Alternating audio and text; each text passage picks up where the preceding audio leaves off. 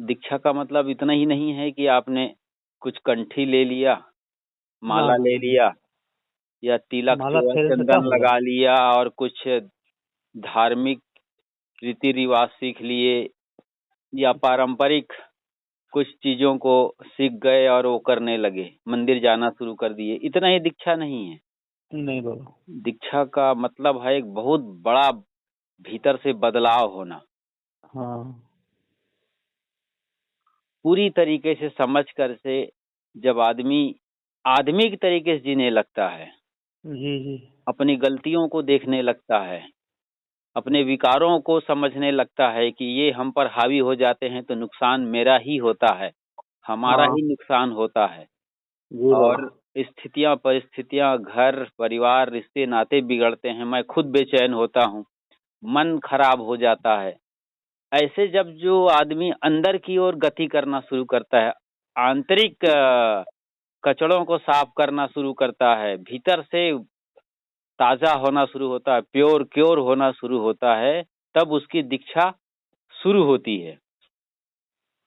जी। तो आपको किस तरीके से ये भाव आया कि दीक्षा लेना चाहिए, और पहले क्या स्थिति थी, अब क्या स्थिति है?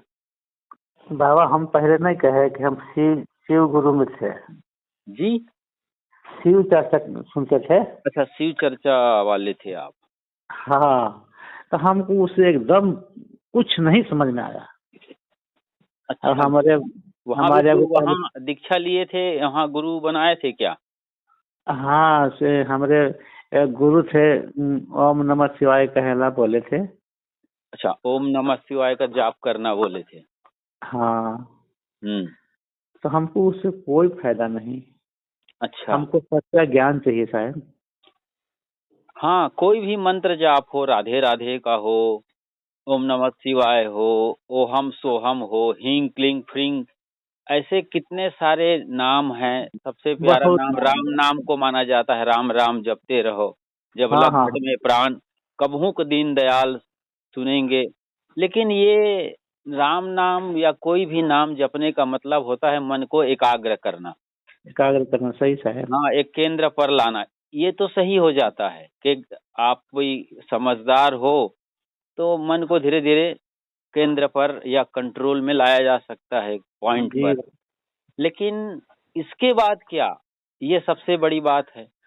और जीवन व्यवहार नहीं सुधारा गया, खान पान, रहन सहन, बोली भाषा, उठना बैठना, सोच विचार, तो फिर नाम जपने से क्या होगा? लोग तो राम नाम जपना, पराया माल अपना करते ही रहेंगे। यही सही हो बात। रहा है देश में। और गुरु भी हाँ ऐसे सस्ते हैं, गुरुआ तो सस्ते भय, कौड़ी अर्थ 50, अपने हाँ तन की सुधि नहीं, शिष्य करण को आस। तो जबरदस्ती वो पैसे के चक्कर में, थोक में ही चेला बनाए जा रहे हैं। हम अकबक में नहीं रह रहे हैं। हम बहुत सत्संग सुने 4-5 महीने, तब हम इनका पर ध्यान आया हमको। हाँ, तो कबीर साहब का सत्संग तो एकदम सबसे ऊंचा ज्ञान है, आखिरी एकदम पढ़ाई है। सबसे चंगा है, चंगा। चंगा, हाँ, मन चंगा तो कठौती में गंगा वाली बात है। गंगा में डूबने से और भगदड़ में अपना जीवन गंवाने से कोई मुक्ति नहीं है। नहीं बाबा। हाँ, गंगा में भी नहाना चाहिए। गांव किनारे जो लोग हैं गंगा के किनारे, वो तो नहाते ही हैं, उनको कहाँ मुक्ति हो रही है? मेढक मछलियाँ रोज नहा रहे हैं वहाँ, वहीं रहते हैं। हाँ, तो ऐसा थोड़ी है कि हम ऐसा भी सुने हैं कि जी, गंगा में नहाने गए, उसे काम कोई कर्म हम कर ही रहे हैं तो क्या फायदा होगा। हाँ, कर्म कांड नहीं छूट रहा है। असल में मन में मैल है, लोग तन को धो रहे हैं, हाँ हाँ हाँ। तो इससे थोड़ी होगा। नहीं नहीं बाबा। मन को साफ करना है, मन को निर्मल करना है। जी मन को जब तक नहीं धोया जाएगा, जैसे एक बॉक्स हो, बॉक्स के ऊपर का हिस्सा धोया जाए, चमका जी। दिया जाए, बढ़िया रंग रोगन पेंट कर दिया जाए, और हाँ नीचे हाँ। कपड़ा वैसे गंदा पड़ा रहेगा, तो गंदा तो कपड़ा है, धोना गंदा कपड़ा को था। हमको हमको धोना हृदय के, हम धो रहे हैं बहरी, क्या फायदा होगा। धोना था मन को, और तन मन मल के धो रहे हैं लोग। हाँ तो इस तरीके से ये धर्म के नाम पर फर्जीवाड़ा चल जाता है। बहुत बहुत। हाँ, इसी फर्जीवाड़ा, नासमझी और पाखंड के चलते आज लोग त्रस्त हैं और पस्त हैं। समझते हैं अच्छा गुरु कर रहे हैं, अच्छे मंदिर में जा रहे हैं, अच्छे देवालय या मस्जिद, चर्च, गिरजाघर और जो जैनों के और बौद्धों के मठ हैं वहां जा रहे हैं, लेकिन इससे फर्क नहीं पड़ता। किसी संस्था से जुड़ने से, किसी बड़ी जगह से, बड़े गुरु से, सवाल भीतर के परिवर्तन का है और बाहर के परिवर्तन सब हो जाते हैं। लोग जुड़ जाते हैं और बढ़िया अलग ढंग से कपड़ा पहनना शुरू कर देते हैं, तिलक चंदन माला लगा लेते हैं जी बाबा। और नियमित पूजा पाठ प्रार्थना शुरू कर देते हैं। बाहरी तौर पे कुछ बदलाव होता है, ये शुरुआती दौर के लिए अच्छा है। वो दिखावा के लिए है। हाँ, दिखावा बन गया, इतना ही रह गया तो फिर नहीं, बहुत बड़ा भीतर बदलाव नहीं आएगा तब तक, जब तक सही समझ ना होगी। तो दीक्षा भीतर से होनी चाहिए, दक्षता हासिल होनी, एक समझ आनी चाहिए। जी बाबा। अपने को ही केंद्र में रखना है, दूसरे को नहीं। मुझे ही सुधरना है, मुझे अच्छा होना है, मैं अच्छा हूं तो फिर पूरी दुनिया अच्छी है। आप भला तो जग भला। आपकी आंखें साफ है तो पूरी दुनिया साफ दिखाई देगी, और दुनिया साफ सुथरी हो, सूरज निकला हो, आंखों में मोतिया बिंद हो तो क्या फर्क पड़ेगा? कोई फायदा नहीं। आज लोगों की आंखों में गुरु और ग्रंथ के नाम से मोतिया बिंद हो गया है, जी। चिपक गया है। कोई गुरु के कहना मान लिया, जो कहा वही फॉलो कर रहा है, वही समझ बात नहीं ना रहा है कि मानना है कि समझना है। और ग्रंथ पढ़ पढ़ के रट्टा मार के रट्टू सुग्गा हो गया है। कबीर साहब ने इसीलिए कहा है, पढ़े लिखे क्या कीजिए मन बौरा हो, अंत बिलैया खाए समुझ मन बौरा हो। पढ़ने लिखने रट्टा मारने से नहीं, समझने से होगा जी। वरना तो पोथी पढ़ पढ़ जग मुआ पंडित भया न कोय। ढाई आखर ही नहीं पढ़ रहा है कोई प्रेम का। प्रेम में जीना ही नहीं चाहते हैं लोग कि हमें प्रेम से जीना चाहिए, एक दूसरे का सम्मान करना चाहिए, मर्यादा में रहना चाहिए, ध्यान ही नहीं दे रहे हैं। बस जब आ रहे हैं मंदिर में तो पुजारी मालूम पड़ रहे हैं, नमाजी मालूम पड़ रहे हैं मस्जिद में, और चर्च में बड़े पादरी और प्रेयर वाले मालूम पड़ रहे हैं। लेकिन जैसे ये लोग बाहर आ रहे हैं किसी भी तरीके के गुरुद्वारा या मठ, मंदिर, आश्रम और ठिकाने से, तो वहां तो बड़े भक्त, प्रेमी, पुजारी, नमाजी, लेकिन बाहर आते ही कसाई हो जाते हैं। सही सही बाबा। इसलिए समझने की बड़ी जरूरत है। कबीर साहब की शिक्षा एकदम स्पष्ट है, वो कहीं लिखी लिखी बातों पर नहीं जाते हैं, लिखी लिखाई बातों को बहुत मूल्य नहीं देते हैं। जी साहब बाबा। कहते हैं लिखी लिखी की है नहीं, देखा देखी की बात, और दुल्हा दुल्हन मिल गए फीकी पड़ी बारात। हाँ, जब दुल्हा दुल्हन मिल गए तो बाराती क्या करेंगे? वो तो अपना समूह लेके लौट जाते हैं अपने घर को। हाँ सही बाबा। उनका रोल खत्म हो गया, वो तो भीड़ है, बारात है, चल रहे थे। अब भीड़ में कोई समझ बूझ तो होती नहीं है, जैसे एक भेड़ नीचे गिरती है गड्ढे में सब गिरते हैं, सब गिरते हैं। तो ये ऐसे ही भेड़ बारातियों की बात होती है। दुल्हा दुल्हन का काम असली है, वो मिल गए, उनकी जिंदगी शुरू हो गई। कहने का मतलब भीड़ और बाराती यहाँ पर है मान्यताओं की दुनिया, खानी जाल बानी जाल की दुनिया, उसमें लोग चल रहे हैं, एक दूसरे को देखा देखी, अपनी आत्मा को, अपने चेतन सत्ता को नहीं समझ रहे हैं। वही चेतन सत्ता जब अपने ज्ञान में लीन हो जाता है तो यही दुल्हा और दुल्ही का मिलन है। दुल्हा कौन है? ये जीव आत्मा, ज्ञान इसकी दुल्हन है। आदमी जब अपनी चेतना में लौट आता है, समझ पूर्वक जीने लगता है, तब जाकर के उसकी चेतना जगती है और धीरे धीरे ये दुल्हा दुल्हन का मिलन होता है। तो साहब यूं ही नहीं कह गए थे, इन चीजों को अनुभव से देखकर, समझकर, जानकर ये पंक्तियां लोक भाषा में बोलते थे, ताकि गांव का साधारण आदमी, जिन्हें अनपढ़ और गंवार भी कहा जाता है, वो भी समझ जाए। कैसे नहीं समझेंगे? इतनी सीधी सी बात है। देखा देखी की है, ये लिखा लिखी की है नहीं, देखा देखी की बात है। हम देख रहे हैं, तुम भी देख लो। दुल्हा दुल्हन मिल गए, देखो गांव में एकदम साधारण आदमी भी समझ जाए इस भाषा में साहब उदाहरण देकर प्रस्तुत करते हैं। कबीर साहब की सबसे बड़ी विशेषता यही है कि एक बड़ा उदाहरण देते हैं और अपनी बात समझाते हैं। तो आमतौर पर तो दीक्षा लेने के लिए लोग कहते हैं कि भाई हमारे तरफ आओ, हम 4 नाम देंगे, कोई शब्द नाम देंगे, कोई और कोई नाम की बड़ी चर्चा कर रहे हैं कि हमको ही ठेका मिला हुआ है। तमाम गुरु हैं जो कहते हैं कि हम ठेका लिए हैं नामदान दीक्षा देने का। हमको ही कबीर साहब ने आकर आदेश दिया है और आए थे, सपने में साक्षात्कार हुआ। साहब ने हमको ही पूरा इसका ब्रांड एम्बेसडर बनाया है और हम ही ये दीक्षा देंगे, हमारे ठिकाने पे आओ। ये सब चल रहा है, बड़ा नामदान घोटाला चल रहा है। बहुत बहुत लूटे जा रहे हैं लोग, घर बर्बाद हो रहा है, टूट रहा है। घर टूट रहा है वो नहीं दिख रहा है कि घर वाली राधा स्वामी में है, कोई कबीर पंथ में है, कोई शिव चर्चा में है, कोई गायत्री परिवार से जुड़ा हुआ है। एक ही घर के लोग एक अलग अलग नजर आते हैं एक छत के नीचे। इसको नहीं समझा रहे हैं कि इनके भीतर केंद्रीय सत्ता क्या है। ठीक है, अलग अलग सोच समझ है, फूल अलग अलग है, लेकिन सच्चाई का धागा नहीं पिरो पा रहा है कोई गुरु, तो फिर घर तो टूटेगा, लड़ेंगे लोग आपस में और फिर ये सब कुछ होगा। इसीलिए इन सब चीजों से जो थकता है, उबता है, वो आता है कबीर पंथ में। कबीर पंथ में आना खाला का घर नहीं, आते हैं कोई सूरमा जिन्हें जमाने का डर नहीं। वाकई में जो लोक लाज कुल की मर्यादा यह गले की फांसी को छोड़ देता है, वो कबीर पंथ में आता है। और निर्भ्रांत बोध है यहाँ पर। जड़ पिंडी के नाक रगड़ने की बात नहीं है कि मूर्तियों के चरणों में नाक रगड़ो या आसमान में हाथ उठाकर पुकारो। उनके जीवन दर्शन से सीखो, जिनको आप भगवान कहते हैं, परमात्मा कहते हैं, गॉड कहते हैं, ईश्वर कहते हैं।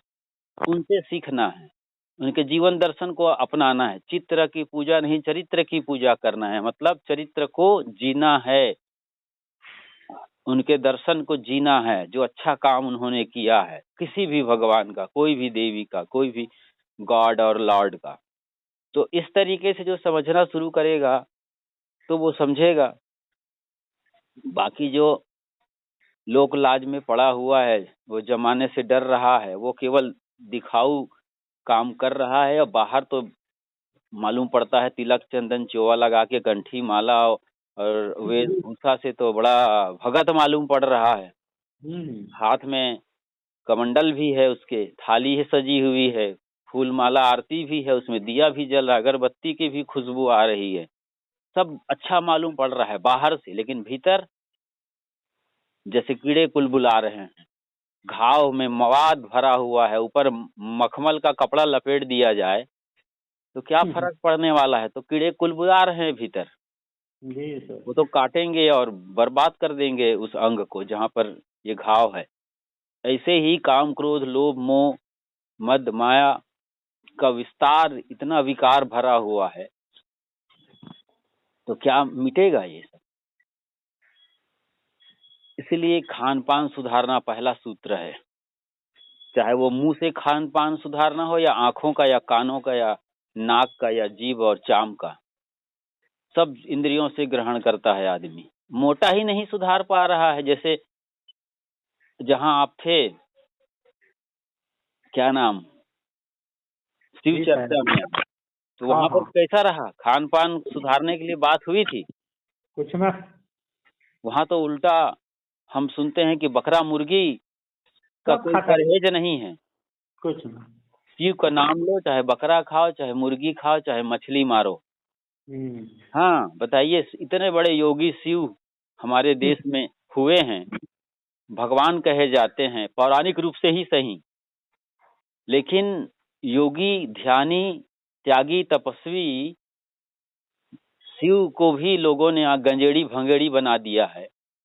उनके नाम पर मांस मछली खाना शुरू कर दिए, मटन मुर्गी उड़ा रहे हैं। जी सर। कैसे लोग हैं, क्या समझ है इन लोगों की? इतना भी नहीं समझ रहे हैं कि जीव दया और आत्म पूजा, कहें कबीर देव नहीं दूजा। इतनी साफ सुथरी बात है साहेब की, जीव दया और आत्म पूजा। जीव पर दया करो, ऐसा नहीं है कि गाय पर ही दया करो, गाय को ही राष्ट्र माता घोषित करो। और बड़ी ठीक है, गाय में ज्यादा गुणवत्ता हो सकती है प्राकृतिक रूप से, लेकिन हर जीव को अभी कुछ काम मत करिए, चुपचाप बैठ के सुनिए, बाद में करिए। जीव दया और आत्म पूजा, कहें कबीर देव नहीं दूजा। तो प्राणी मात्र की पूजा करना है, समस्त सृष्टि के समस्त जीव जंतुओं की। चींटी को भी बचाना है हमें, मच्छर को भी नहीं मारना है। आप देखिए, मच्छर मारने के लिए रॉकेट बन गया है इलेक्ट्रिक, वो शटल मारने वाला जो टेनिस का प्लेयर होते हैं वो लोग खेलते हैं, वो रैकेट आ गया है। उससे लोग चटर पटर मच्छरों कैसे मार रहे हैं, जैसे कोई मूंगफली और चना भून रहे हैं। जी। कबीर पंथियों के घर में ये हो रहा है, इसलिए मैंने आपको रोका कि सही तरीके से सुनिए आप। और आप क्या करते हैं, चुपचाप रहिए, शांति से सुनिए, कुछ करिए मत अभी, तब समझ में आएगी बात। रुक जाइए, कुछ देर बाद फिर करना। तो इस तरीके से जो जीव हत्या हो रही है, अब आप सोच सकते हैं कि कबीर पंथी कहलाते हैं और रैकेट से, इलेक्ट्रिक उस शटलर से लोग जो है मच्छरों को मार रहे हैं, खा रहे हैं। कितने लोग इस तरीके से मांस मछलियों में लगे हैं, घर में नहीं खाते हैं, कबीरपंथी हैं कहते हैं, बाहर जाके दुकानों में, होटलों में, रेस्टोरेंट में लड़के बच्चे खा रहे हैं। तो ये सब चीजें कुछ ऐसी हैं जो अपने को धोखा देना है। जीव दया और आत्म पूजा, दया करो, मेहरबानी करो। छोटे जीव हैं, वो ना समझ है, नहीं जानते हैं, उनका विवेक है ना बुद्धि है, भोग भूमिका में आए हैं, अपना भोग पूरा करके अगली योनि में जाने की तैयारी कर रहे हो। तुम उनको खा रहे हो और एक पाप कर रहे हो, तो पाप की गठरी लाद के कहाँ जाओगे, कहाँ बचोगे?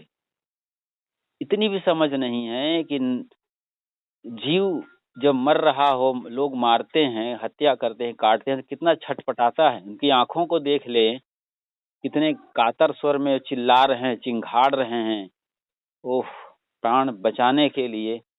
और उस छत विछत करते हुए भी आपको दया दृष्टि नहीं है, जरा सा भाव नहीं है, तकलीफ नहीं है, न दुख है, न दर्द है, फिर आप कौन से आदमी हैं? आत्म पूजा कैसे कर पाएंगे? जीव पर ही दया नहीं है, उसकी आत्मा नहीं दिख रही है जो इतनी तड़प रही है बुरी तरीके से। उसके दुख, विषाद, हिंसा, पीड़ा, चित्कार, उसके सारे दुखों को आप खा जाते हैं पका करके। तो ऐसे पापी आदमी का कभी उद्धार होगा? इतनी नासमझी, मतलब इतना पत्थर दिल इंसान हो गया है, और वो भी धर्म के नाम पर पाप कर रहा है, बलि का बकरा बना रहा है जीव जंतुओं। कहें हमारे भगवान को भोग लगाना है, हमारी देवी यही मांगती है, हमारे गोसैया यही खाता है। खाता क्या है? खुद खाता है। वो क्या खाएगा? पत्थर की मूर्ति, जड़ पिंडी, सीमेंट, प्लास्टिक, लोहा, चद्दर। इसकी मूर्तियां कभी भी एक बूंद खून नहीं पी सकती हैं। यदि खून पीती और खाती तो साहब ने बीजक में क्या सुंदर कहा है, जो तोहरा है सांचा देवा, खेत चरत क्यों ना लैया जी। तुम्हारा देव सच्चा है तो खेत चरते हुए क्यों नहीं ले जा सकता? वो तो उठा के ले जाएगा। तुम बिचौलिए क्यों बने हो? पुजारी, पंडित, मुल्ला, मौलवी, पोप, पादरी क्यों बन गए तुम लोग? धर्म के ठेकेदार। तुम लोगों को किसने ये वीजा दिया है, गारंटी कार्ड दिया है, लाइसेंस दिया है कि तुम जाओ और लोगों को भड़काओ और बकरा मुर्गी की बलि चढ़ाओ हमारे लिए? कब बोला भगवान ने? स्वार्थ और कहें कबीर जिभ्या की लंपट, यही विधि प्राणी नर का पड़े। तो आत्म पूजा तक कैसे जाएंगे जिनको साधारण बोध नहीं है, अपना दर्द नहीं दिख रहा है कि मुझे एक मच्छर काटता है तो हम तिलमिला जाते हैं। ये सोचते क्यों नहीं है लोग? चींटी का काटना पसंद नहीं है, कांटे का चुभना पसंद नहीं है, कोई तलवार से कैसे काट लेते हैं, पका कैसे खा जाते हैं। और कितना विभत्स दृश्य, लाश को खा रहे हैं लोग। लाश, आपका पेट कोई शमशान घाट है, कब्रिस्तान है जहां लाशों का अंबार लगा रहे हैं आप? इतना भी नहीं समझ रहे हैं लोग। अरे खाने के लिए इतने साग सब्जियां हैं, हरी हरी, गाजर मूली खीरा ककड़ी, फल फूल में इतने सारे हैं कि खाते ही रह जाओ। ड्राई फ्रूट्स हैं, नट्स हैं, कितने हैं खाने के, हरे भरे इतने सारे पदार्थ हैं।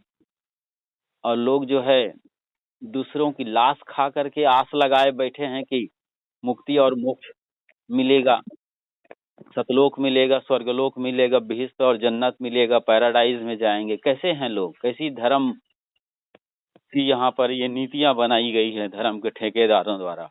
इन सब चीजों को समझना, तब आत्म पूजा की ओर आएंगे, स्वयं का बोध होगा।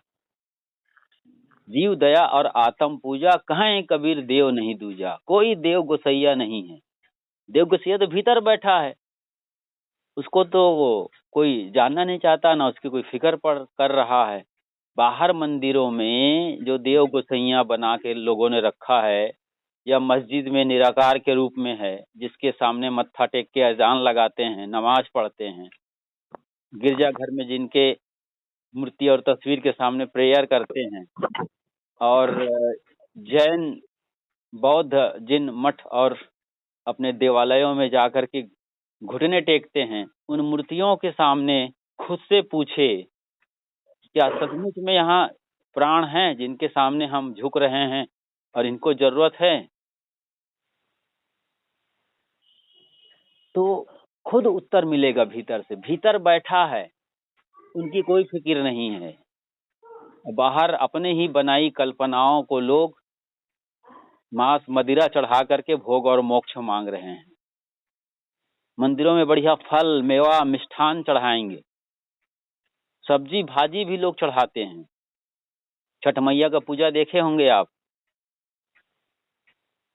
उसमें लोग कितना बढ़िया सूप में भर करके तमाम फल फूल ले जाते हैं, चावल दाल अनाज ज्वार बाजरा मक्का सब देते हैं, रोटियां बनाते हैं, पकवान बनाते हैं, अगरबत्ती दिया लगा करके छठ मैया की पूजा करते हैं। नदी में पूरा डाले आते हैं, बहा देते हैं, सूरज को अर्घ देते हैं। लेकिन भीतर भगवान बैठा है, उसको शराब मांस खिला रहे हैं, जहर खिला रहे हैं, गुटखा तंबाकू बीड़ी सिगरेट हेरोइन कोकीन मर्फिन, और ये मटन मुर्गी मछलियां घोड़ा गधा ऊंट कुछ नहीं बच रहा है। काकरोच छिपकली बिल्ली भी सब लोग खा जा रहे हैं आज। समझ रहे हैं ना? जी जी। तो इस तरीके से आदमी भीतर के भगवान को कचरा से भर रहा है, और मंदिरों को या मंदिर के भगवान और देवालयों के या पूज्य स्थलों के अपने माने गए भगवानों को सुंदर सुंदर फल फूल साग सब्जी मेवा मिष्ठान चढ़ा रहे हैं। कैसा बड़ा धर्म के नाम पर अधर्म का काम कर रहे हैं। तो जो तोहरा को पंडित कहिए तो काको कहिए कसाई साहब ने ये भी बीजक में कहा है। बीजक पढ़ना चाहिए। जो कबीर साहब की मूल वाणी बीजक को पढ़ेगा, बीजक पर सदगुरु अभिलाष साहब की व्याख्या पढ़ेगा, वो इन सब से बाहर निकल जाएगा और सत्य को समझेगा। दीक्षा दक्षता हासिल करो, भीतर चेतना को जगाओ, तब जा करके ये सब चीजें होंगी। और कुछ पूछना हो तो पूछ सकते हैं आप। मन में कोई बात होती है, पूछने का भाव आता है। हम सब समझ गए साहब जी, हम सब समझ गए हैं। समझ रहे हैं ना? जी। तो और गहरा आपको लिए चलते हैं। समझ रहे हैं मोटे तौर पर, ठीक है। आप साफ सुथरे हैं, सात्विक हैं, हिंसा हत्या से बचे हैं, लेकिन सूक्ष्म हिंसा होती है। सूक्ष्म हिंसा का मतलब आप समझ रहे हैं, ये और गहरा विज्ञान है। इसको सही तरीके से समझिए, तभी आप दीक्षा ले रहे हैं या दीक्षित हो रहे हैं, और दीक्षा लेना आपका सार्थक है। मैंने पहले भी कहा कि कंठी पहन लेने गला में, इससे कोई दीक्षा नहीं होती। ये तो शुरुआती चीज है। जैसे बच्चा स्कूल जाता है तो गोल गोल बनाता है, आधा गोल, दायां गोल, बायां गोल, तब सबको मिला के पूरा गोल बनाता है। और अनार के या बकरी बा, ये सब लिखना शुरू करता है, ABC लिखना शुरू करता है। तो ऐसे ही ये कंठी, माला और चंदन लगाना है या और कोई अलग ढंग का लिबास पहनना, सूक्ष्म विज्ञान क्या है? बाहर हिंसा आपने त्याग दिया मंदिर के अंदर, ठीक है, आप बकरा मुर्गी नहीं खा रहे हैं, हिंसा हत्या नहीं कर रहे हैं और बचे हैं बाहर के पाप कर्मों से, लेकिन भीतर देखना है आपको। जब आपको कोई गाली दे या आपके सामने ऐसी स्थिति आ जाए कि बहू नहीं सुन रही है, बेटा भी नहीं मान रहा है, लोग आप पर आरोप लगा रहे हैं, आपको गलत ठहरा रहे हैं, अपमान कर रहे हैं, उस वक्त उस स्थिति को देख करके, सच को जान करके आपको बिल्कुल शांत और स्थिर रहना है। चुपचाप देखने वाला दर्शक बन जाना है, दृष्टा भाव में आना है। दृष्टा भाव में जो जिएगा वो सही में दीक्षा की ओर जा रहा है। समझ रहे हैं? जी जी। हाँ, दृष्टा भाव में आ जाओ, अपने को देखना शुरू करो। मेरी गलती है जो मेरे ऊपर इतनी बातें आ रही हैं, मुझे अपराधी बनाया जा रहा है, मुझे आरोपी बनाया जा रहा है, मुझ पर गालियां पड़ रही हैं, मुझे ये कहा जा रहा है, वो कहा जा रहा है। क्यों? वाकई मेरी गलती है? नहीं है या है, ये देखना है आपको। मेरी गलती है तो चुपचाप बर्दाश्त कर लीजिए, नहीं है तो भी कोई मतलब भी, तब भी बर्दाश्त करिए। जब है ही नहीं है तो इन लोगों से क्या उलझा जाए। जी जी। उचित मौके आने पर जवाब दिए जाएंगे, समझाया जाएगा, वो बात की है। लेकिन अभी उन लोगों की एकदम आग भड़की हुई है, तो आप भी चिल्लाना शुरू कर दिए, तो फिर दोनों तरफ से आग और इधर पेट्रोल, वो तो और आग भड़केगी ना।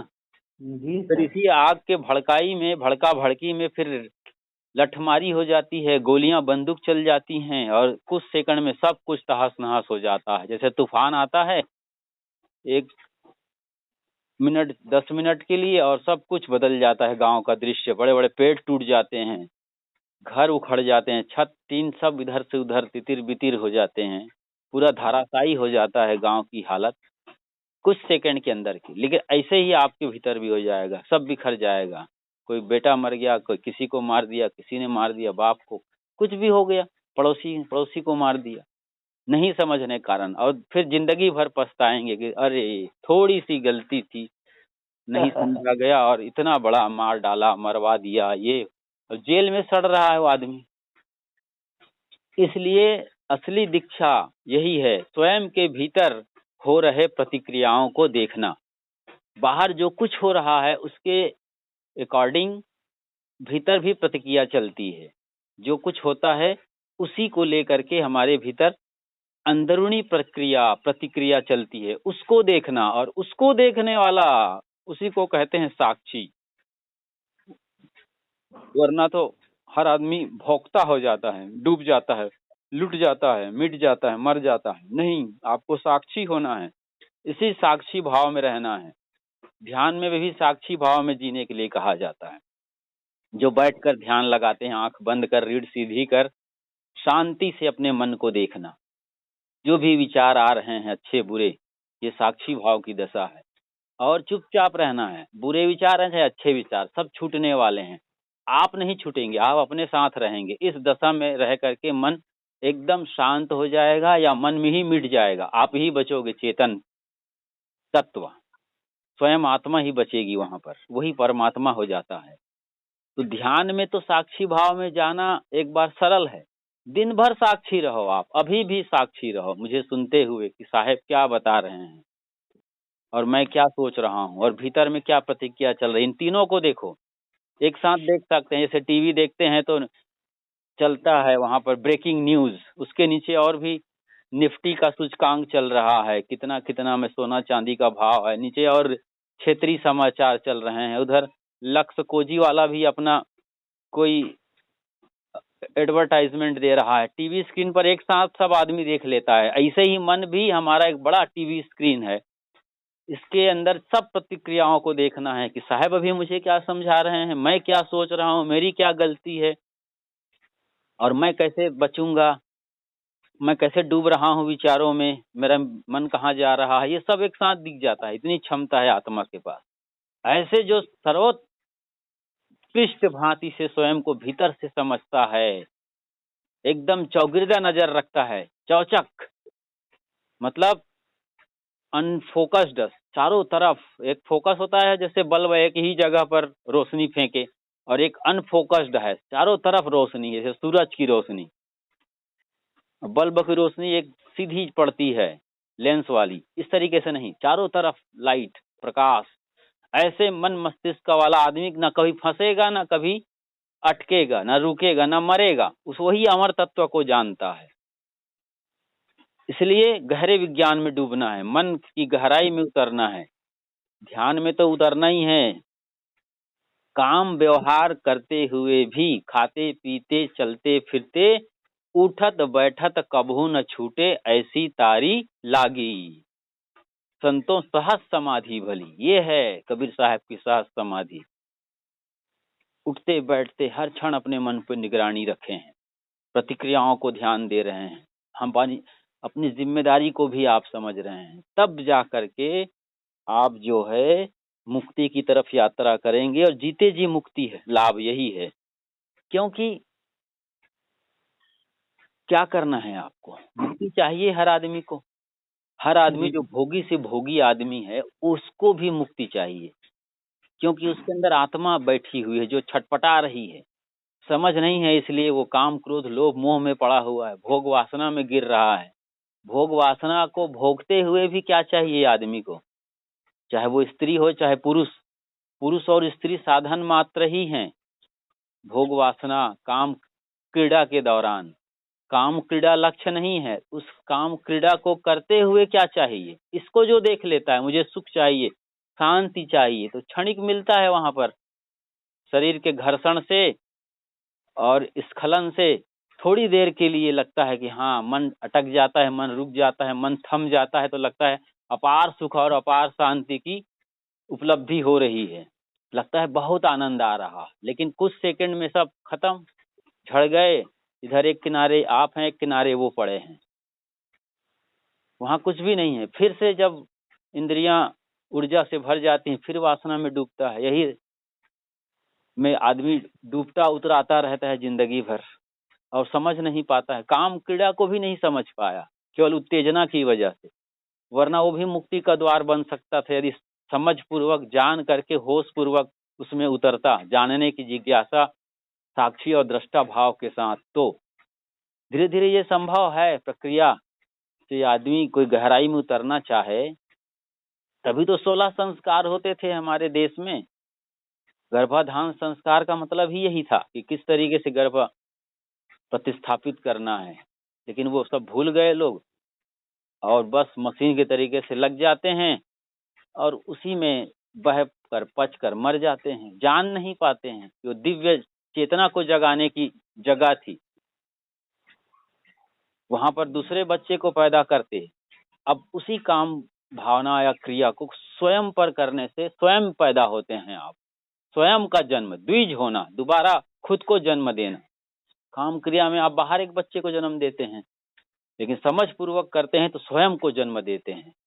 ऊर्जा वही है, ऊर्जा नीचे जाए तो पानी में जैसे मिल जाए धूल तो कीचड़ हो जाता है, और वही पानी चंदन से मिलता है तो तिलक पर लगता है, मस्तक पर लगता है, भाल पर लगता है। चंदन पानी के मिलने से ही तिलक बन गया है, लेकिन कीचड़ उसी पानी से मिलकर धूल कीचड़ बन जाता है। तो इस तरीके से ऊर्जा के बहाव को समझना है। तो उठत बैठत कभू न छूटे, ऐसी तारी लागे, इस भाव में जीना है। तो हर क्षण आप मुक्त हैं, मुक्त हैं, मुक्त हैं, मुक्त हैं। जैसे आप बीड़ी पीते हैं कि नहीं? जी नहीं। हाँ, न बीड़ी पीते हैं, न मांस खाते हैं, न चोरी बदमाशी करते हैं, पत्नी से भी दूर रहते हैं क्या जी? नहीं नहीं, पत्नी तो है मेरा। है, लेकिन विषय वासना से दूर रहते हो कि नहीं? तो पत्नी है तो साथ में तो रहता करती है। अच्छा ठीक है, उससे भी विरत होना है, विषय वासना से भी विरत होना है। धीरे धीरे जी समझ में आता है, मैं वही चीज बता रहा हूँ, बहुत ज्यादा समझाने की जरूरत नहीं है। जी जिस जी चीज को आप समझते हो सही ढंग से, उससे थोड़ा अलग होते जाते हो। तो इस बात को समझना है। अभी जो भी मैंने एक प्रक्रिया बताई वही है। जाग करके विषय वासना को करते हैं तो धीरे धीरे उससे मुक्ति मिलती जाएगी। जी हाँ, जैसे जलेबी खाना है, एक उदाहरण समझो, उसी से उससे जी समझ जाना। जलेबी खाता है तो आदमी, मिठाई चीनी है, उसके अंदर मैदा है, तेल है, बस इतना ही है। अब उसमें बदहवास होके खाता है, बढ़िया लगता है, ठीक है, जलेबी अच्छी लगती है, इसमें कोई दो राय नहीं है। लेकिन समझ नहीं है तो ज्यादा खा लिया तो पेट खराब होगा कि नहीं? जी और बीमारियां होंगी, शुगर हाई लेवल का हो सकता है, भयंकर खतरनाक कोई भी बीमारी लग सकती है। जी गुरु जी। और ये हो ही रहा है। खाने में जलेबी एकमात्र चीज थोड़ी है, तमाम चीजें हैं। दाल चावल में ही आदमी कंट्रोल ना करे तो बीमार पड़ा रहता है। तमाम सिस्टम खराब हो जाते हैं शरीर के, लोडेड ज्यादा हो जाता है, लोड ले तो ज्यादा खा लेता है, जल्दी जल्दी खा लेता है, खा के तुरंत पानी पी लेता है और उसके अनुसार वर्कआउट नहीं करता है, काम धंधा नहीं करता है, पसीना नहीं बहाता है, तो वही खाना, सादा भोजन ही उसके लिए जानलेवा हो जाता है। ये लाखों लोग मर रहे हैं इसे ज्यादा खा करके। तो समझ पूर्वक खाया जाएगा तो फिर वही भोजन अमृत बन जाता है। ऐसे ही जो परम भोग काम क्रिया कहा गया, उसको भी समझ पूर्वक किया जाए तो आप उससे अलग हो जाएंगे। फिर भाव नहीं आएगा, फिर दोबारा मांग नहीं उठेगी, क्योंकि ये बहुत हुआ, हमने बहुत देखा और समझा है, इसकी जरूरत अब हमें नहीं है। ये दशा आ जाएगी, मन की ऐसी चेतना जगेगी, चिंगारी, कि वहां दिया तले भी अंधेरा नहीं रहेगा। मैंने पहले भी बताया कि चारों तरफ रोशनी फैल जाएगी। तो आप उससे ऊपर उठ सकते हैं, जाग करके होश पूर्वक जब इस क्रिया को करते हैं। तो इस क्रिया को तो करना ही है, बाकी और क्रियाओं में भी दैनंदिन, मतलब दिन भर इस व्यवहार में रहिए, इस भाव में रहिए कि मैं साक्षी हूँ, मैं चीजों को साफ साफ देखते हुए समझ पूर्वक कर रहा हूँ। समझना है, देखना है, और अलग हो ही जाएंगे। अलग है ही आप, शरीर में होकर ही आप शरीर से अलग अशरीरी हैं। गाड़ी का ड्राइवर पेट्रोल और डीजल नहीं पीता है, उसको रोटी सब्जी दाल चावल फल फूल मेवा मिष्ठान और स्प्राउट्स फ्रूट्स सैलिड्स चाहिए। तो ऐसे ही आप काम भोग या और भी जो भोग हैं वो शरीर के तल का है, शरीर के लिए है। आप शरीर से उठ करके मन से उठ करके आत्मा पर आ रहे हैं, तो फिर आप अलग सत्ता हैं। इस बात को अनुभव करेंगे कि मैं गाड़ी नहीं, गाड़ी का ड्राइवर हूँ। समझ रहे हैं? जी सर। हाँ, फिर ये सब छूटना शुरू हो जाएगा। समझ बढ़ेगी तो सब छूटेगा। और कब जी तक चलेगा ये? इंद्रियां कल शिथिल होंगी, बूढ़े होंगे। अभी कितनी उम्र है? मेरा 60 उम्र है। जी, 60 वर्ष। 60 बरस तो मैं आपको वानप्रस्थी हो जाना चाहिए, सन्यासी हो जाना चाहिए। इसीलिए 25-25 का निर्धारण किया गया था वर्षों के हिसाब से। 25 जी तक ब्रह्मचर्य पालन करके शिक्षा अध्ययन करो, अपने टैलेंट को निकालो और अपने पैरों पर खड़े हो जाओ आर्थिक सामाजिक दृष्टिकोण से। उसके बाद 25 बरस तक शादी, बच्चे, उसके बाद वानप्रस्थी और फिर सन्यास। आखिर राजा जनक कहीं आसमान से तो नहीं आए थे, आपके नहीं घर सर। की गांव की वो कहानी है। इसी देश का राजा था, वो कैसे इतना योगी हो गया? समझ पूर्वक राजा राजसत्ता चलाते हुए भी, राजा भरत जिसके नाम से हमारे देश का नाम भारत पड़ा है, वो भी ऐसे ही योगी तपस्वी हुए हैं। जो जाग जाता है वो सबसे बाहर निकल जाता है, रहेगा वहीं। कमल पत्र हैं संत जन रहे जगत के माही, बालक केरी धाय जो आपन जानत नाही। तो कमल के पत्ते जैसे पानी बढ़ने पर तालाब के और उठ जाते हैं, कमल के फूल पत्ते, लेकिन लिपायमान नहीं होता है, इसमें डूबता नहीं, इसमें चिपकता नहीं पानी, ऐसे ही समझ बढ़ेगी तो आप संसार में रहकर ही, कीचड़ में से ही कमल खिलता है, तो इस तरीके से आप जीवन जिएंगे। तो समझ, यही दक्षता हासिल करो, तब धीरे धीरे बंधन अपने आप कटने शुरू हो जाएंगे। अभी बीड़ी नहीं पीते, मैंने यहाँ पर आपको पूछा था कुछ देर पहले, बीड़ी नहीं पीते, मांस नहीं खाते हैं, तो उससे आप मुक्त हो गए। बीड़ी से मुक्त, मांस से मुक्त, मार काट से मुक्त, लोभ, मोह, ईर्षा, निंदा, चुगली, इस सब से धीरे धीरे मुक्त होते जाइए।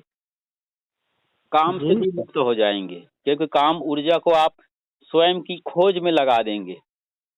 इनर सर्चिंग करिए, बाहर कितना सर्च करिएगा, तो ऊर्जा को स्वयं की खोज में, स्वयं को जानने में जब लगा देंगे, तब मुक्ति आपको साफ साफ दिखाई देगी कि हाँ, अब मेरे अंदर कोई खिंचाव, दबाव, तनाव, डिप्रेशन, टेंशन कुछ भी नहीं है। मैं एकदम फ्री ऑफ माइंड हूँ। जिम्मेदारी मैं लेता हूँ, जो है घर का वो करता हूँ, वो निकाल देता हूँ, मतलब फ्री हो जाता हूँ वहां से, मुक्त होकर के फिर अपने साथ। तो ऐसा आदमी फिर बंधन से मुक्त होकर के जीते जी सतलोक का अनुभव करो। सतलोक, स्वयं के सत्य के साथ उस आलोक में जीना, सत्य के आलोक में जीना ही सत्यलोक में जीना है, सतलोक है, यही मुक्ति है।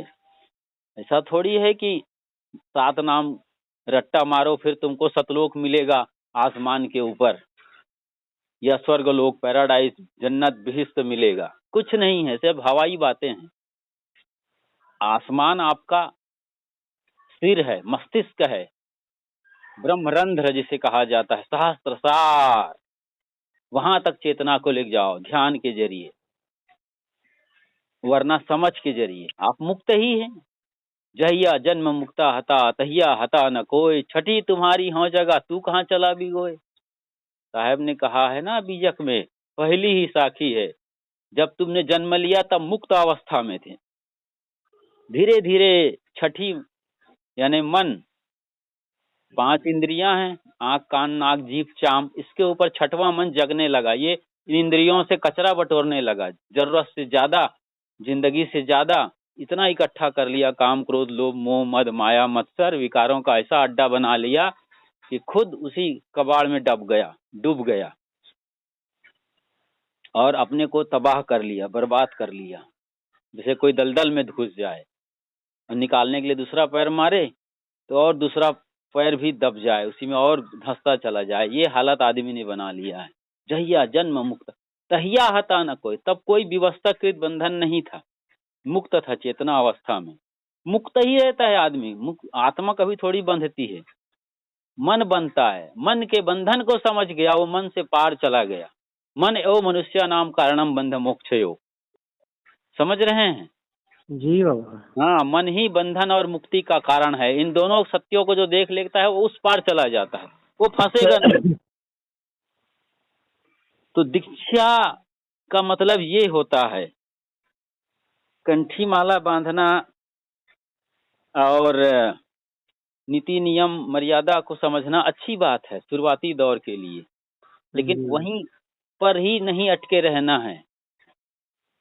कुछ मंत्रों का जाप कर लिया, तिलक चंदन लगा लिया, कंठी पहन करके उसको छाती पर दिखाते घूमना, सफेद धोती कुर्ता पहन लेना, या इस तरीके से सात्विक भाव में दिखना दिखाना, इतना ही भाव नहीं है दीक्षित होने का। दीक्षा बड़ा गहरा विज्ञान है, जिसका मतलब होता है स्वयं की चेतना को जानकर, अपने स्वयं के भीतर परमात्मा को समझकर उसमें आरूढ़ हो जाना, बाहर के बंधनों को काट करके, जीते जी सारे जंजालों को काट करके अपने में लौट आना। ये है अपने में लौट आना, स्वयं में स्थिर हो जाना, शांत हो जाना, मस्त हो जाना। उसके बाद जो जीवन जियो, फिर एक अलग जिंदगी होगी। तब खाओगे सिर्फ शरीर चलाने के लिए, ना कि पेट भरने के लिए। अब इससे आप सभी अपनी विषय वासना को भी समझ सकते हैं, बाकी क्रियाओं को भी समझ सकते हैं, अलग अलग इंद्रियों के व्यवहार को ही देखेंगे आप, तब सब जगह वही ब्रह्मा विष्णु महेश दिखेगा। पौराणिक लोगों के हिसाब से, भारतीय परंपरा के अनुसार से सबके अंदर वही देव के दर्शन होंगे, देवियों के दर्शन होंगे। जीवन कितना आनंद मगन हो जाएगा। जी हाँ, आप नीचे नहीं जाएंगे, ऊपर रहेंगे, ऊपर उठने वाली चित्त चेतना के साथ रहेंगे। इस तरीके से आपका जीवन सुखद और मंगलमय हो, ये आपको आज दीक्षा दी गई। और कुछ पूछना हो, जानना हो तो आप पूछ सकते हैं। नहीं बाबा, हमको कुछ नहीं पूछना है। अच्छा, बहुत बढ़िया। सत्संग सुनिए, अच्छे जो धर्म ग्रंथ हैं, साहित्य हैं, शास्त्र है, उनका अध्ययन करिए और सब जगह से भंवरे के समान सार सार को गही रहे, थोथा दे उड़ाए। भंवरे के वक्त एकदम पराग लीजिए, सार तत्व लीजिए, और बाकी जो भी कचरा है, सड़ी हुई पत्तियां हैं और फूल के पंखुड़ियां हैं खराब, उस पर भंवरे का कोई मतलब नहीं है। इस तरीके से भाव में आइए, जीवन व्यवहार करिए। बहू बेटे हैं तो उनको भी थोड़ा समझा के रखिए, अपनी बात कहते रहिए। आप अच्छे रहेंगे तो बहू बेटे को भी फर्क पड़ना शुरू हो जाएगा। जी जी। हाँ, आप शांत रहिए, स्वस्थ रहिए तो वो भी ज्यादा आपके साथ किचकिच नहीं करेंगे।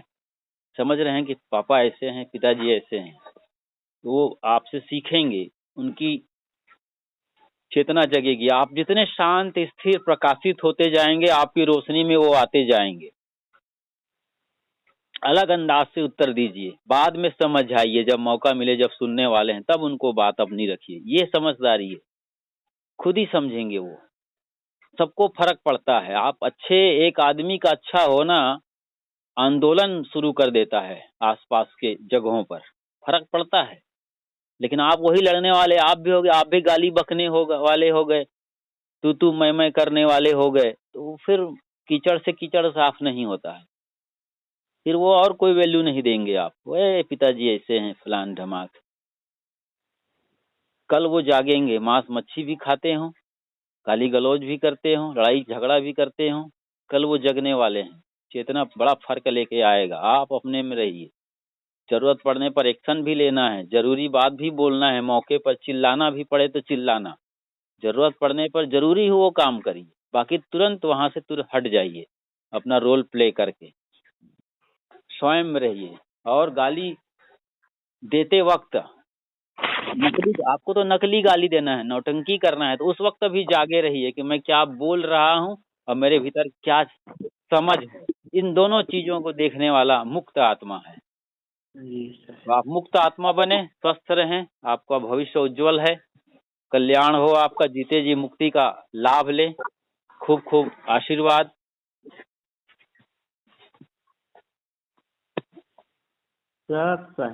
अच्छा, जय हो आप, आशीर्वाद बरसता रहे गुरुजनों का। स्वस्थ रहें और मस्त रहें।